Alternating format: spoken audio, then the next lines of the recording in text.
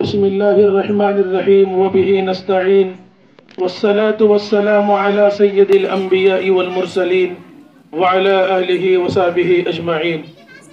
أما بعد فأعوذ بالله من الشيطان الرجيم. بسم الله الرحمن الرحيم. حسبنا الله ونعم الوكيل. صدق الله العظيم. وقال النبي صلى الله عليه وسلم: العلم وسيلة من كل فضيلة، أو كما قال عليه الصلاة والسلام. اللهم صل صلاة كاملة وسلم سلاما تاما على سيدنا محمد، تنحل به اللقد وتنفرج به الكرب وتقضى به الحوائج وتنال به الرغائب وحسن الخواتم ويستسقى الغمام بوجهه الكريم وعلى آله وصحبه وسلم.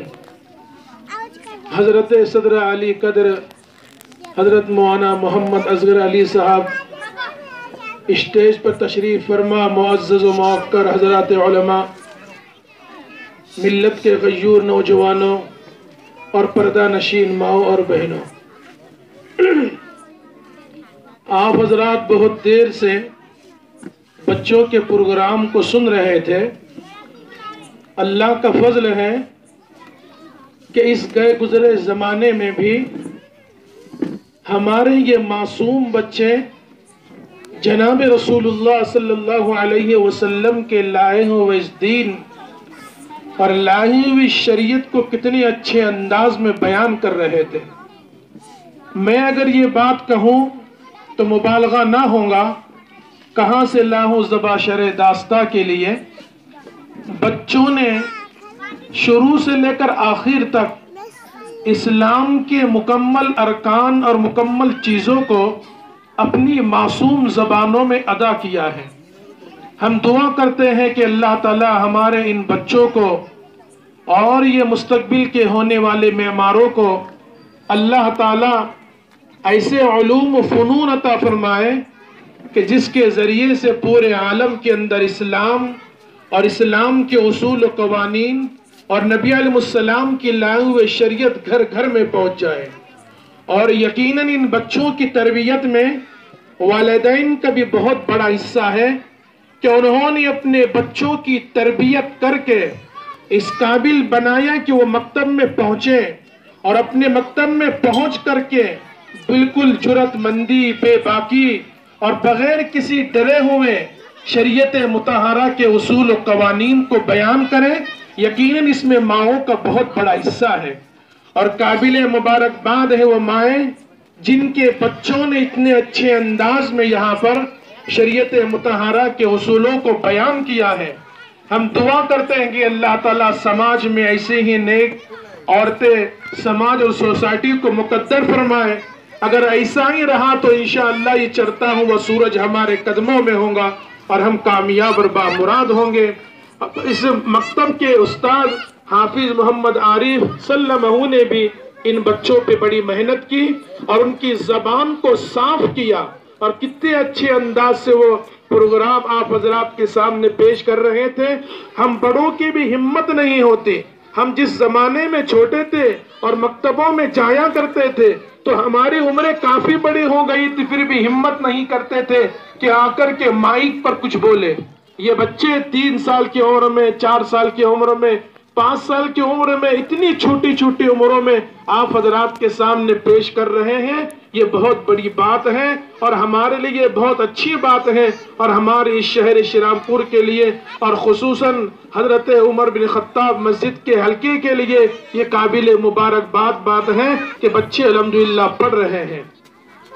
میں ہماری ماں اور بہنوں سے درخواست کروں گا کہ جس طرح ہم اپنے بچوں کو اسکول کے لیے تیار کرتے ہیں اور اسکول کے لیے جانے میں ان کی ہر طرح انتھک کوشش کر دیتے ہیں، ان کے صبح میں ٹفن کو تیار کرتے ہیں اور ان کے بستے کو سلیقے سے لگا کر روانہ کرتے ہیں، ان کو نہلا دھلا کر کے رخصت کرتے ہیں، جس طرح اسکول کی فکر کرتے ہیں اس سے زیادہ میری درخواست ہے کہ مکتب میں بھیجنے کی فکر کرے، ناغہ نہ کرے اور یہ نہیں کہ گھر میں بٹا کر رکھیں یا پروگراموں میں، شادیوں میں اور دوسرے چیزوں میں ان کو نہ لے کر جائیں. یہی تو ان کی عمر ہے کہ وہ مسجد میں آئیں گے اور مسجد میں آ کر کے سیکھنے والے بنیں گے. اگر بچوں کا یہی حال رہا تو انشاءاللہ یہ آگے چل کر کے ایک قوم کے امام بنیں گے، اور آگے چل کر کے وہ ہمارے لیے بھی رہنمائی کا سبب بنیں گے۔ اس لیے نوجوانوں سے میری درخواست ہے، جنہوں نے اس پروگرام کو کیا، اللہ تعالیٰ ان کو جزائے خیر عطا فرمائے دنیا میں بھی اور آخرت میں بھی، کہ یہ مختصر سا پروگرام کر کے بچوں کی ہمت افزائی انہوں نے کی، اور ہمت افزائی کر کے ان کو مزید اور اس میں آگے بڑھنے کی، ان کو ہمت افزائی کر کے آگے بڑھنے کی انہیں ایک شوق اور ذوق دلایا۔ اللہ تعالیٰ اس کا اجر آپ لوگوں کو دنیا اور آخرت میں عطا فرمائے۔ یہاں پر بات کرنا مقصود نہیں ہے، صحبت یار زندہ باشد، پھر کبھی زندگی رہی تو انشاءاللہ اس کے اوپر بولا جائے گا۔ میں کچھ باتیں بتا کر کے اپنی بات کو ختم کرتا ہوں کہ مکتب کیا چیز ہے۔ یہ مکتب کوئی نئی چیز نہیں ہے، اور یہ مکتب کوئی ابھی نیا نہیں نمودار ہوا، یا مکتب کا وجود ابھی کا نہیں ہے کہ پہلے تو کہاں مکتب تھے، یہ نہ مکتب شروع، ایسا نہیں ہے بزرگوں اور میری ماں اور بہنوں، ایسا نہیں ہے۔ میں آپ حضرات کو مختصر سے وقت میں بتاؤں کہ مکتب کیا چیز ہے اور کب سے شروع ہوا۔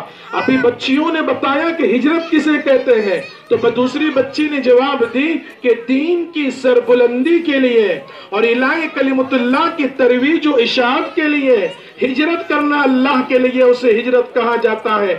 ایک ملک سے دوسرے ملک، ایک گاؤں سے دوسرے گاؤں کو جانا اللہ اور اس کے رسول کے لیے ہجرت کہلاتی ہے۔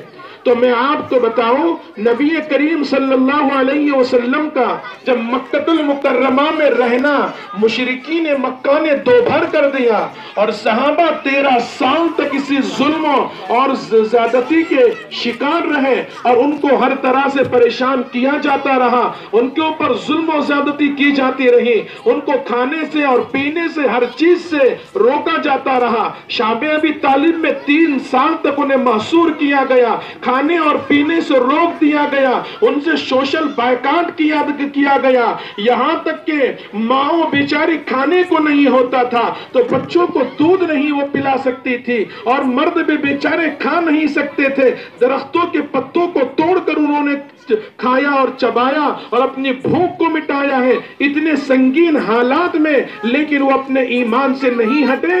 3 سال تک شعب ابی طالب میں وہ قید رہے، محصور رہے، اور سوشل بائیکاٹ کیا پورے شہر والوں نے، اور مکہ والوں نے آپ کا سوشل بائیکاٹ کیا، لیکن وہ ڈگمگائے نہیں، اپنے بچوں کی وہ تربیت کرتے رہے، قرآن مجید وہ انہیں سکھاتے رہے، رسول اللہ کی تعلیم وہ انہیں دیتے رہے، اللہ کے حکم کا وہ انتظار کرتے رہے کہ یا رسول اللہ کب حکم آئے گا اور اس مصیبت سے کب ہمیں چھٹکارا ملے گا۔ ایک دن آ گیا کہ اللہ کا حکم ہوتا ہے کہ اے نبی جی آپ مکہ مکرمہ کو چھوڑ دیجئے اور مدینے کی جانب آپ ہجرت فرمائیے۔ نبی علیہ السلام نے مکہ المکرمہ سے نکل کر کے آپ جب مدینہ ہجرت فرمائے، اور مدینہ میں آپ جب تشریف لائے تو سب سے پہلے آ کر کے جو مدینہ میں آپ نے کام کیا، کیا کیا آپ نے آ کر کے؟ آپ جب مدینہ میں پہنچے ہیں اور حضرات انصار کی ایک جماعت مدینے سے باہر نکل کر کے ہمارے سرکار کے انتظار میں اتنی خوشیاں منا رہی تھی، وہ ان کے لیے عید کا دن تھا کہ سرکار تشریف لا رہے ہیں، اس لیے کہ اس سے پہلے کئی لوگ نبی علیہ السلام سے حج کے موقع پر آ کر ملے تھے اور دین کا پیغام مدینہ میں پہنچ چکا تھا۔ میرے نبی علیہ السلام کی آمد کا انتظار تھا۔ جب نبی علیہ السلام یہاں پر تشریف لائے تو لوگوں میں جھگڑا ہونے لگا، تنازع ہونے لگا، آپس میں لوگ کہنے لگے کہ سرکار کس کے مہمان ہوں گے؟ ہر آدمی کہتا ہے کہ نبی میرا مہمان ہوں گے۔ نبی علیہ السلام نے کہا میں اپنی اونٹنی کی لگام کو چھوڑ دیتا ہوں، وہ جس کے گھر پہ جا کر رکیں گی اس کا میں مہمان ہوں گا، وہ میرا میزبان بنے گا۔ تاریخ ہمیں بتاتی ہے کہ جب نبی علیہ السلام نے اپنی اونٹنی کی لگام کو چھوڑا ہے تو وہ سیدھا چلی ہے اور حضرت ابو ایوب انصاری کے مکان پر جا کر کے رک گئی ہیں۔ نبی علیہ السلام نے کہا کہ یہ میرے میزبان ہیں، میں ان کا مہمان رہوں گا۔ نبی علیہ السلام جب یہاں پر فروکش ہوئے اور آپ جب تشریف فرما ہوئے تو آپ نے آ کر کے کیا کام کیا؟ پہلے آپ نے کوئی وائٹ ہاؤس نہیں بنایا، کوئی صدارتی محل نہیں بنایا، آپ نے یہاں اگر کوٹی اور بنگلہ نہیں بنایا، اپنے سر کو چھپانے کے انتظام میں نہیں لگے، اور روٹی اور بوٹی کے چکر میں نہیں لگے۔ نبی علیہ السلام جب مدینہ میں تشریف لائے ہیں تو سب سے پہلے آپ نے جو قدم اٹھایا، آپ کو جس چیز کی فکر لائق ہوئی وہ یہ فکر لائق ہوئی کہ یہ جبین، یہ پیشانی، یہ ماتھا ٹکے گا تو کہاں ٹکے گا، یہ کہاں ٹکے گا یہ ماتھا اور پیشانی۔ نبی علیہ السلام نے سب سے پہلے مسجد نبوی کی جگہ دو بچوں سے جو یتیم تھے سہل اور سہیل سے خریدی۔ انہوں نے کہا یا رسول اللہ یہ زمین آپ کی خدمت میں وقف کی جاتی ہے، آپ کی خدمت میں ہدیتاً پیش کی جاتی ہے۔ میرے نبی نے کہا ہدیتاً ہم نہیں لیں گے، اس کی قیمت ہم دیں گے۔ نبی علیہ السلام نے اس مسجد کی قیمت کو ادا کیا، اور وہاں پر سب سے پہلے آپ نے مسجد کی بنیاد رکھی، اور اسی مسجد سے مل کر کے اسی سے جڑا ہوا، اسی سے متصل قریب آپ نے ایک چبوترا بنایا، ایک اوٹا بنایا، ایک صحن بنائی۔ آج بھی وہ مدینہ میں موجود ہے۔